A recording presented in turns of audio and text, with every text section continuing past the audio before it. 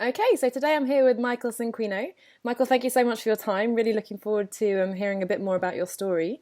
If you could start by introducing who you are and what you do. Sure. Thanks for having me, Anna. It's great to be here. I'm a photographer, speaker, and on-camera coach based in New York City. Just a little bit about me. I've had anything but a linear journey. Mm. I think I've had about, I don't know, 4 or 5 different careers. Life kind of, yeah, the story kind of starts when I was coming out of high school. I was a kind of a bad seed in high school, didn't have many options, so I thought I'd join the military to give myself kind of a fighting chance at life because I certainly wasn't going to college at the time. I was in the Navy for 4 years. I was a rescue swimmer in the Navy. Got out, wanted to study psychology and understand human behavior. So I went to Penn State University and began doing that, and then realized that I didn't really want to study behavior the way that you kind of study behavior as a psychologist in Mm. school. There were statistics and numbers and studies. I said, no, no, no, no, no. I just want to know why people do what they do. I met somebody. She convinced me to audition in a play. This is a complete Oh, 180. Yeah. She was an actress. I liked her, so of course I did whatever she told me to do. She said, "You should audition for this play." I was like, "Yeah, I don't know. I thought about being an actor, but we'll see." So I auditioned. I got cast in the show. Opening night, I did something on stage, and the audience loved it, and everyone laughed. And at that moment, it was like cocaine being mm. injected into my heart. I was like, "Whoa!" So I felt the power and the joy of being able to move people.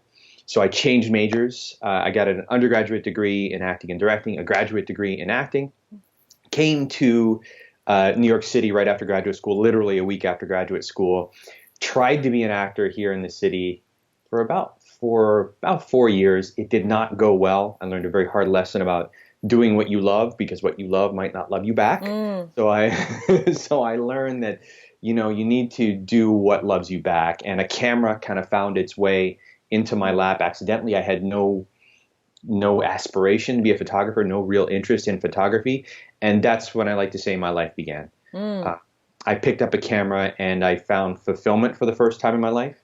The more that I did this thing, the more I wanted to do it, and it also gave back to me. It loved me back. Photography loved me back. So I've been a professional photographer for about 9 years here in New York, and now I've moved into the online business space. I do speaking. And the reason why I did that was I learned that as a photographer, what I was really doing was inspiring the best in this other person and then inviting that to come out and play, inviting Mm. that best self to come out and play. And I thought to myself, I want to do this for more people than just in front of my camera. So that's why I launched michaelcinquino.tv, and that's what that is all about. And that kind of brings me to where I am today here with you. Wow, so many interesting things I want to pick up on. Well, I mean, the point on the degree is very interesting. I mean, for me, it was quite natural to definitely go to university, which is almost the opposite problem, I think. But I mean, I considered things like astrophysics, and of course, I don't want to sit in a lab and do equations and things. I want to lie on my Yeah, back on the grass and look at the stars. So, I mean, yeah, I yeah. think, I'm quite fascinated by what it is that makes us make these choices. And most of the time, unfortunately, I think we're not really in a position at age sort of 17, 18 to make Yeah. the best decision. Yeah, we're in total agreement. I work with a lot of, I guess, young high school, undergraduates, college students, and one thing I get from them very often is this pressure to decide what they're going to do, Mm, and they're putting so much pressure on themselves, going, I don't know what I'm going to do, as if this is only one decision they'll ever be able to make. yes. And once they make that decision, they'll never be able to make a decision again. I totally agree with you. What I'm doing now, I would have never imagined in my Mm, wildest dreams at 18. So, and I'm sure 10 years from now, maybe I'll be doing something mm. completely different. Who knows? So it sounds like it's a lot about being open to different opportunities, and as you said, being quite in tune with sort of what loves you back. What are you really enjoying, and what works for you? Yeah, the question that I learned to ask was not what do I love doing, but what do I love about doing whatever this thing is. Mm, And what I loved about acting was inspiring people. And I thought to myself, well, I don't need to be an actor to inspire people. There are many vehicles to do that. So when I discovered that what I loved about it was inspiring people, that kind of set me on a mm, whole new path and made me realize that the vehicle can always change. mm. But what I'm doing is going to usually be the same for the most part. Yeah, I think that's really smart. I think we're often tied up with sort of the title, especially when we're younger. Of course, we have very black and white ideas of you can be an astronaut or a scientist Sure, or a lawyer, something. yeah. But even now, as we're older, I think it's very smart, as you say, to break down. Okay, what is it about acting that I love? And then, yeah, presenting, speaking, I can see is a huge area there that's a lot of crossover and inspiring people and so on. So finding the elements of the work that you enjoy, that's, yeah, a very smart way to go about it. You mentioned picking up the camera there. At what point did you decide that that was really something that could be a sort of career, I guess? Yeah. So I got gifted a Nikon D70, and for you camera photographers out there, it's one of the one of the more first digital cameras. So it's a digital DSLR, and I just started taking pictures, and I love people, and I certainly love actors. So I'm like, well, I love people, I love actors, and I'm very attracted to the face, the human face. So I started just taking photos of friends, and always got attracted to their face. Um, and I found that being a headshot photographer was kind of a natural kind of thing to transition into or to dive into with my previous skill set. And what I found was I worked kind of the opposite of most photographers. Most photographers, and rightly so, consider themselves visual artists. So they, we've got you on camera, Anna, and you're just there. And I'm thinking, most photographers think lighting, angles, how can I make this person look good? I actually start with you and then go backwards, because I feel that unless you're comfortable, feeling inspired, feeling like yourself, it's not going to be a good photo. No matter how great my photography looks, if you don't look comfortable and being yourself. So I kind of got addicted to that, and I loved the idea of this one-on-one interaction with my subject. So I became obsessed, and I was never so inspired by something. So I just set out to learn everything about it that I possibly could. I was working a full-time job at the time, and then working as a photographer nights and weekends. So I was working 7 days a week, and the only reason I was able to do that is because I was so inspired by this new thing that it just kind of kept me going. Yeah, I can see the passion and energy in your voice. It's amazing. Yeah. And on the other side, I suppose, what has been along the way from from the military, from through your degrees, the acting, the photography, what's been the biggest challenge as you've sort of gone about making these changes? Yeah, I'll be very honest. I've suffered from anxiety and depression for most of my life, and mostly anxiety, a little bit of depression, mostly anxiety. So I'd say the bigger challenge for me, it was learning to manage that. And I've done it. I've managed it in very unhealthy ways, in ways that I didn't even realize that I was kind of self-medicating and managing it. And now I've grown to manage it in very, very healthy ways. And it's something that, for the most part, I've almost completely left behind. But that's been an ongoing challenge, and I wish I could give the audience, at this point I jumped off, and then these things happened, and then all of a sudden things were good. It was a long struggle for me, and that has been underneath everything. And you would think, like, I was a rescue swimmer. Like, my job was to go, jump off the side of a ship and go pull a pilot out of the ocean in the middle of the night, in the ocean.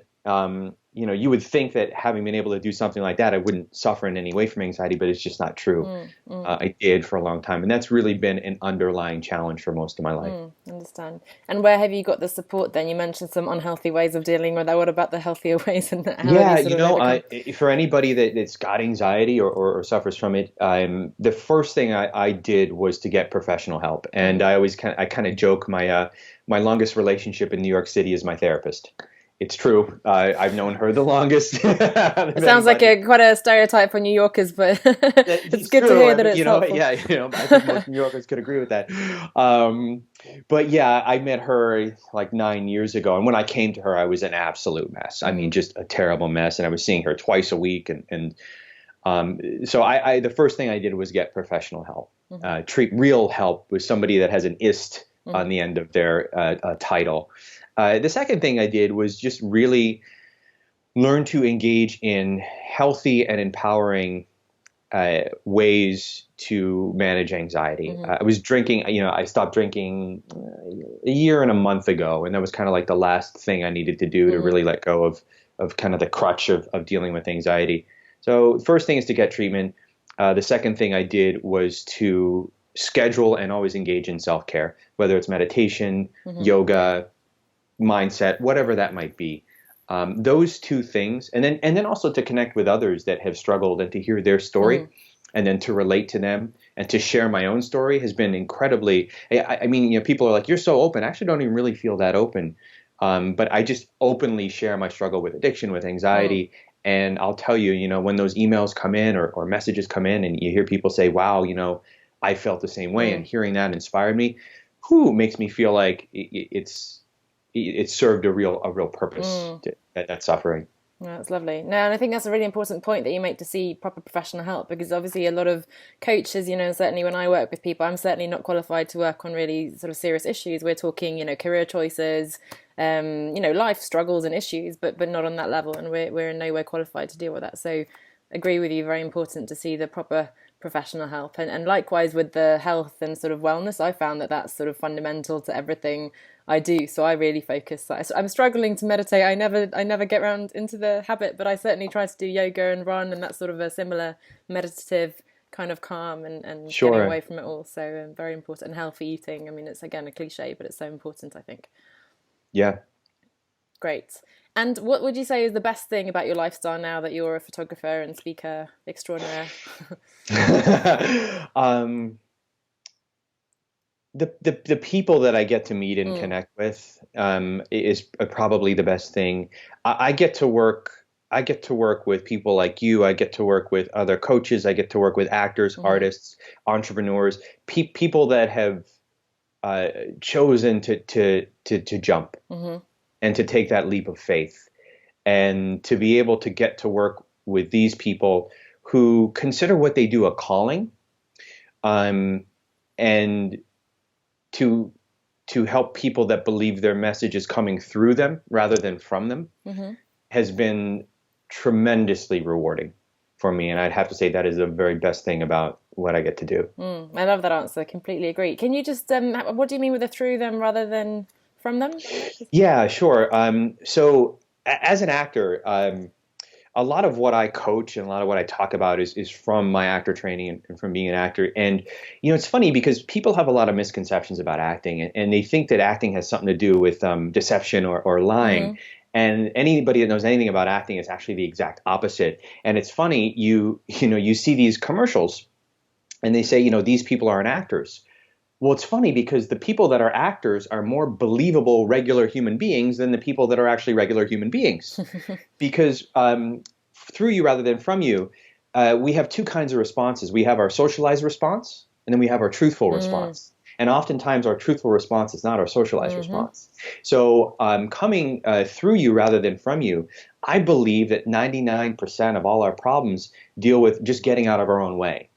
And as an actor, what I did for 7 years was literally just clear the space for a message and for this story to come through me and become an instrument of transmission, a clear and vibrant instrument of transmission for this message. And it takes a lot of work to get rid of all the socialization, all the tension we hold. And, we hold emotional tension, we hold physical tension. And, something happened to you, when you were 12 years old, 7 years old, and it might sound cliched, but gosh darn it, it's true. It's like someone said, you're not good enough, or your painting sucks. And then you held on to that for your whole life. And then eventually to let that go. And there's a really great book, and I'll recommend it. It's called The Mystic in the Theater. The Mystic in the Theater. Okay. It's about a woman named Eleanor Duse. She was like the first method actress, and this was at the late 1800s, early 1900s. I'm not totally sure on the time, but she was someone that did realistic acting when everybody else was being very presentational. And there's a quote from the book that I'll share with everybody. And she worked tremendously hard to become an instrument of transmission. And it said the mysticism in Duse's work was that in an effort to free herself from her work, it turned into an effort to free herself from self. And I feel that that's what I help people do. I'm here to free people from their self, from the ways we get in our way, from those socialized responses that never serve us, and to just peel away one layer at a time. So when you're on camera, or in front of an audience, or across from a person, whatever that greater thing is that you're doing, that calling, is able to come through you loudly and vibrantly and not get all caught up in all the stuff that all of us carry, the socialized responses, the pain, the shame, all those things. So that's what I mean by that. And it's really remarkable. Great actors do this, great speakers do this. And it's quite amazing to see. Well, I'm glad I asked you. That was beautifully expressed. So thank you for sharing that. I mean, you've already shared some interesting insights, but if you were to give some advice to somebody, you a few years ago perhaps, or somebody who's struggling a little bit, maybe they've tried to follow their passion and actually, as you said, it doesn't feel right. What advice would you give to someone like that? Yeah, one of the things I've learned getting to hang out with entrepreneurs, and one of the things I do is I lead I don't lead, forgive me, I manage and bring together a meeting of 25 Fortune 100 executives, Okay. chief information officers, and getting to hear people speak in the room. The advice I would give is to see yourself as a solution to a problem, Hmm. and to see what problem people are having, and then really, like really, go out and solve that problem. Hmm. And if you, and this is the way that I like to put it, not to bash marketing, because marketing is important, Hmm. but I'll ask the audience this question. If tomorrow I literally had the cure for cancer in my hand, would I have to market it? I wouldn't have to spend a dime to market that, would I? I'd just say I have this cure right here, and Mm. everybody would come running. The world would come running. So I say, what solution to a problem can you create that really wouldn't require any Mm. marketing? And when you think, the distance I take people from here to here is how much money you can charge for it. And if Okay. that distance is long, yeah, cure for cancer tomorrow, I'm a trillionaire Hmm. instantly. Helping someone get a better nail color, not on the same thing, but still something Hmm. you can charge for. And I had a thought, but I'm going to go. But if you see yourself as a solution to a problem, and I would say I would follow what Jim Carrey said about this, is that all you need to figure out is what the world needs that your talent can provide. Ah, that's And beautiful as well. Yeah. when when you think of yourself that way, and then I also believe that the effect you have on others is the most valuable currency there is, again, stealing from Mm. from Jim Carrey, because people will remember how you made them feel over what Mm. you even did for them. That if you can combine a feeling with an actual, result, you're in the top 10%. And it might take a little while to do Hmm. this, and you might have a really great idea, and it might not catch on right away. But if you're committed, anybody can do it. And I would just say, what problem am I solving, and how am I helping move people from here to Mm. here, and are they going to find that of value? Mm-mm. That's great. I was listening to, I think, an interview between Seth Godin and Mary Forleo yesterday, and he Awesome. was saying something that sort of fit in quite nicely too. He said, like, will someone miss you tomorrow if you stop doing what you're doing? And he Good question. mentioned, if like Banana Republic or that nail polish company stops sending you their newsletter, would anyone go, oh my God, where's that newsletter? No. However, Right. if someone probably like Seth Godin, perhaps like you, someone who's actually helping people, actually adding value, disappears. If someone, I don't know, if for some reason Robin Williams comes into my head, like if someone like that, the entire world loves him, he is missed. And that's maybe something, I mean, it's hugely ambitious perhaps, and can seem out of reach. But if we can aspire to that, I think that's a great goal to work towards at least. I agree. I think anybody can aspire to that, Mm. and there's no right way to do things. Mm-hmm. And one thing I guess maybe even a word of caution is that everybody forges their own way. There's Mm. no, and I'm someone that's spent a large amount of money on marketing programs, self-help, and all this stuff, and a lot of that has served me very well. But the thing I have to say is that it never really worked until it really clicked for me. Mm-hmm. And sometimes that happened 2 years later. You hear it. I'm like, yeah, I get it. No, I Mm. don't really get it. I get it when you actually get it. We get it on our own time. So I would say it's a balance between kind of learning from and modeling others, and then realize that just because someone said this worked for them, it doesn't mean it's going to Mm. work for you. Absolutely. There's a numerous amount of variables in that, like they were doing it at a different time and things change so quickly. They're them, you're you. So this idea that someone's going to sell you a model to go, hey, this thing is cookie cutter, and Mm. if you just do these things, it'll work. I find that not necessarily always true, but I do find tremendous value in going, okay, well, what can I take for this that's going to work for me? And I would say trust yourself, and trust Yes. that you have your own path. Yeah. And steer clear of those. I think it makes me think of sort of the 6 months to six figures, and like this is the blueprint to whatever. Don't get me Richness. started. Yeah, we clearly see eye to eye on Yeah. that, and I just want to say this because it's so important. The issue that I have with programs is such is that anybody that's ever accomplished anything of value will tell you behind closed doors that it's never fast and it's never easy. Mm.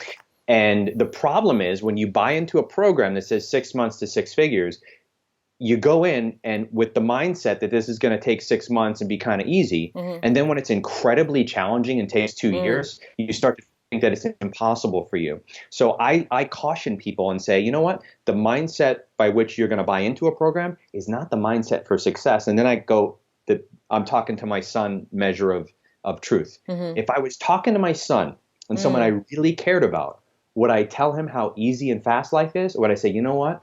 Life can be incredibly challenging. And the only way you're really going to succeed is to believe in yourself relentlessly and try your tail off every day. It's going to take 10 times more work and 10 times more time than you can ever imagine. Imagine the highest, add 10 to that. That's what it's going to take. Ooh, okay. I know.